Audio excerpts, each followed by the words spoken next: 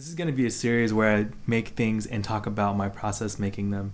Recently, I've been playing around with the idea of scripts and the idea of using a teleprompter. I noticed that when I use a script, my videos were a little bit cleaner and they sounded better and I could keep on track. If not, I ramble a little bit and it makes it harder to follow. When my setup kind of sucked, I would put my app on the phone and then away from the camera, and you could tell that I was looking off screen. I made it a little bit better by placing it right below the camera, but I still wasn't totally happy with it. The app I'm using is PromptSmart for iOS. I know I wanted a real teleprompter, and I saw a Kickstarter, the Parrot, which costs about $80. I thought it was a bit much for what it was, so I tried to make my own.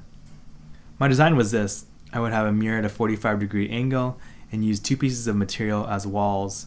One wall was the exterior wall, and the other wall was something that would hold the mirror.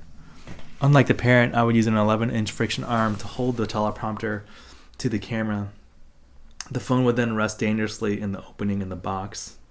I've been looking at a laser cutting service, Ponoko.com, as a cheap way to prototype, and I got pretty close by making 2 orders that cost about $50.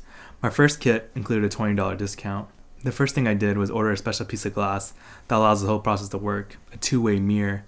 I got a cheap 3x3 sample from Tap Plastics in California. I started to play around the mirror in a simple product box.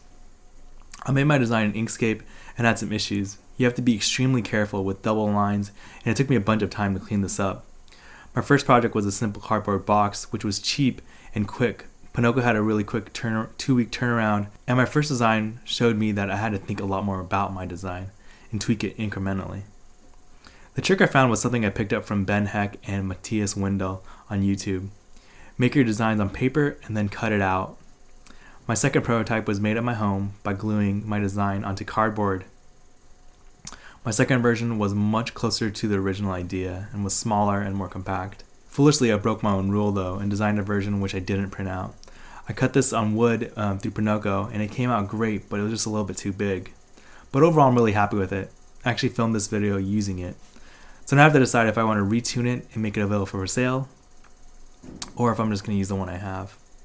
I want to make it smaller, and I want the mirror to be removable for cleaning. And if you have any other ideas of how this would look and how you would do it, let me know in the comments, or if you're interested in buying one. In the end, it was an amazing project for me, and I had a lot of fun with it. And it really shows how fast you can make something in the digital age. I never really used a laser cutter before or Inkscape, and Ponoko really holds your hand when you're doing this the first time. They even sent back a bad design for me so I could fix it. So I hope you enjoyed this video, and if you did, remember to like it. And if you like this video, remember to subscribe to my channel too. And I will be back next week with more projects. So thank you. Bye.